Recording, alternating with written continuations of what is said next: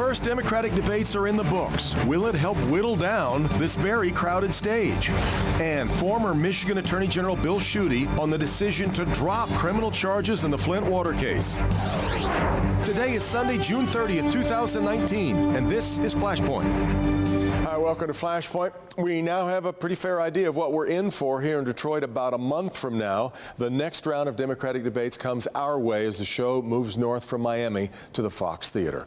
It was, as it almost had to be by definition, a rather unruly affair, a very crowded stage filled with clear frontrunners who managed to get more airtime and clear trailers who reeked of desperation in trying to steal away some of that precious airtime. But did it help you arrive at any conclusions?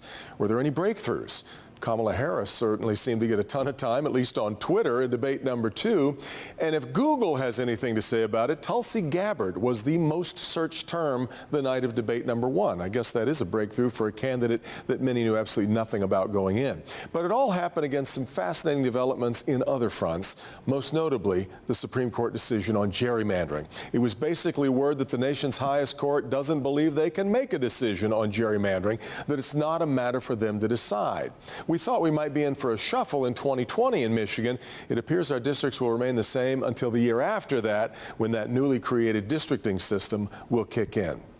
That's a lot for our roundtable to dig into this morning. We'll do that. And then a little later on, former Michigan Attorney General Bill Schuette will be here to talk about the decision from the current AG to completely scrap his $23 million effort to prosecute the Flint water crisis. All today on Flashpoint.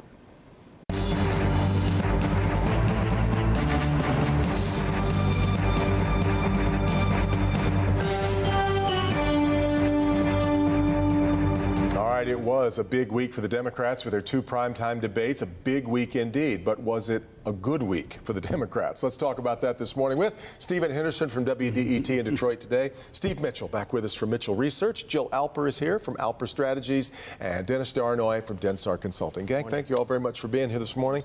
Jill, let me start with you. I think there were the Monday morning quarterbacking that happened on Friday seemed to be a lot of Democrats going, we're in big trouble if the whole country thinks that we're all in favor of, for example, unlimited lifetime health care for illegal immigrants. I mean, what would you say overall? Was this a good week for the Democrats or not a great week? I think there are a lot of different voices right now. People are running, and the party's got to settle on who they're going to put before the American people. I personally would have liked to have seen more conversation about Donald Trump, frankly.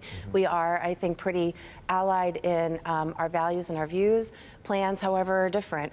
But when you think about it, the people who got on that stage had to have tens of thousands of contributions representative of at least 20 states in our country, and much akin to everybody saying the sky was falling in 2008. We had a robust primary with just a handful of candidates, right. But it produced President Barack Obama. So it's a diverse field, and there's some history in the making, and I think we're going to land where we need to and take on this president, who is also not very popular. All of this happened 7 months before the first vote will be cast anywhere, Stephen, and I know I was with you on Wednesday night, and I know you think this is all way too early. Yeah, I'm ready to stick my head in a freezer for the next 8 months or something, and then come out and look at it all. I just think there's too many candidates. There is too much showboating and shallowness. But you got a lot of people fighting for survival already, well, right? Yeah, and I think they should be able to do that off of that stage, right? Sure. I mean, we should have the process play out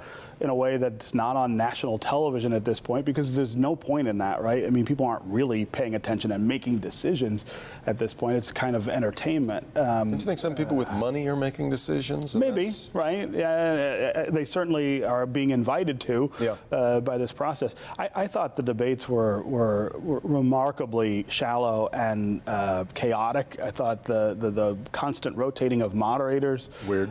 You've moderated debates, I've moderated debates. You know how hard that is to keep track of everything, to make sure that people are getting their time. When you have 8 people shuffling in and out, trying to do that. I don't know how that was ever going to work. This is, for me, a sign of the process being kind of broken, and maybe we can come up with something better. I don't know. The guy running the audio board wasn't sure that was supposed to work on the first night either. Steve, is it too early, or is that just?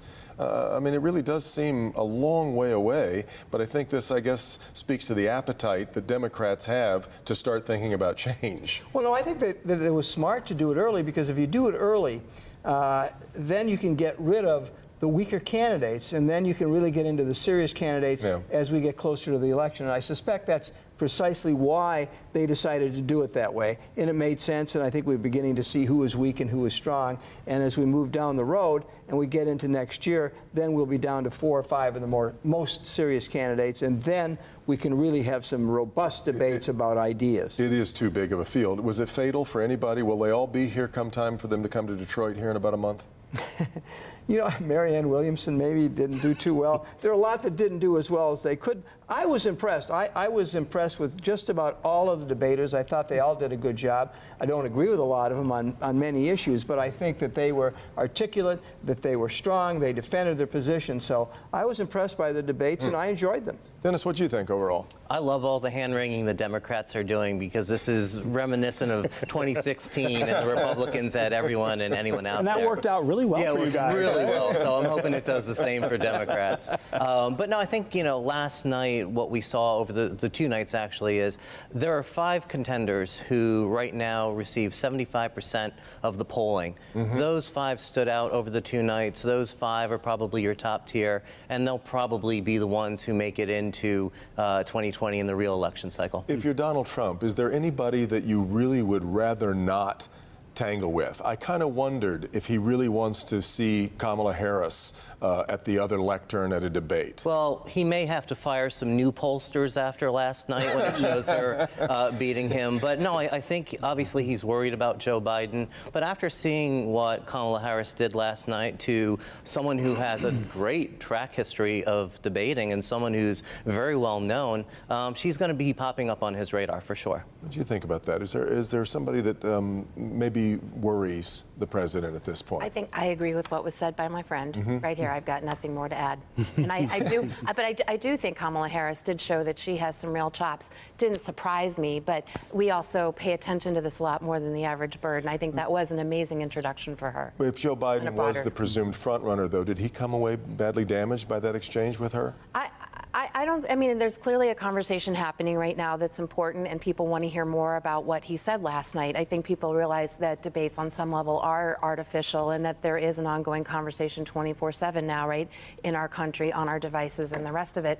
So I don't know that it was necessarily helpful to him, but I certainly don't think it's fatal, right? And he was at the Rainbow Coalition, I think further explaining his record, and that this is a marathon. It is not a sprint, and I think it's, he's right up there. Let me just say this, leading the pack. As a pollster, when you have had your name identification developed and your popularity developed over years and decades, a one-night attack in a debate is not going to hurt you very much. Right. It's going to send a warning to you that you better do better, but it's not going to move numbers. He is not all of a sudden going to become unpopular because of these hits that occurred in this debate. Well, Stephen, in 2019, isn't it defendable to say, look, I didn't think that busing was suddenly going to integrate our schools, and it didn't, it hasn't. Is that bad of a position to have held in the early 70s? Yeah, so I mean, I think the problem is that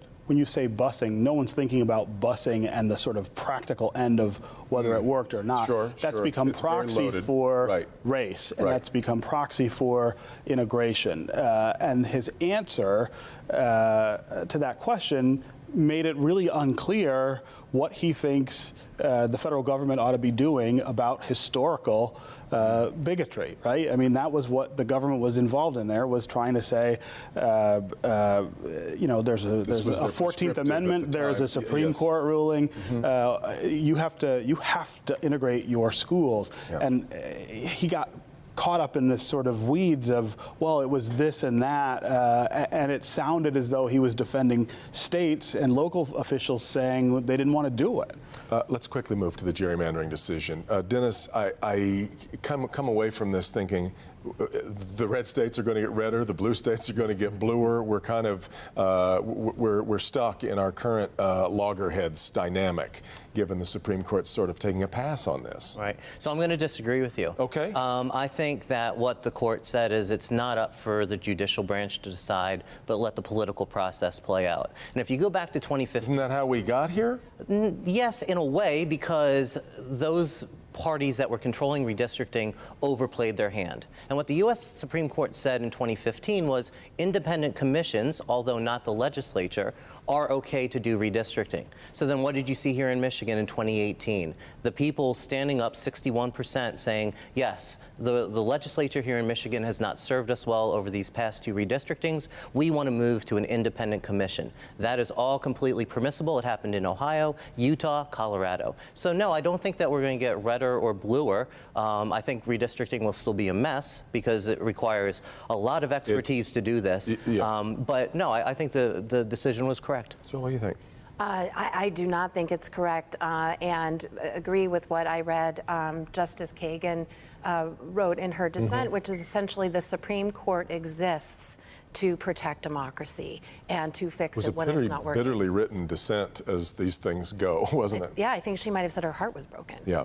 About it. And so in that instance, what happened here in Michigan, and I was a part of that campaign, was extraordinary. And every state has a different set of laws by which citizens can change how these districts are drawn. However, in many of them, you will beat your head against the same corruption, special interest, right? That caused gerrymandering in the first place. But if you look at the history of this, in 1946, in Colgrove versus Green, liberal Democrat Supreme Court Justice Felix Frankfurter says we should not get involved in apportionment because we shouldn't get into the political thicket. Now that changes in 1962 in Baker versus Carr, in 1964 in Reynolds versus Sims, when they decide that they're going to go to one man, one vote, because the districts are so out of tune. In Tennessee, they hadn't reapportioned since 1901 when that was done. And they've also decided in racial instances that they should do it. But other than that, the court has been pretty consistent going back to Colgrove and how they've handled it. Only got about 15 seconds for you. Yeah, I mean, I think actually, ironically, what we did in Michigan, what they did in Ohio, what they've done in other states where the political process has taken care of this, gave the Chief Justice cover to say, let that unfold and we'll stay out of it. Great. Thanks, gang, very, very much. When we come back, former Michigan Attorney General Bill Schuette here to talk about the decision of the current Attorney General Dana Nessel. This is Flashpoint on Local 4.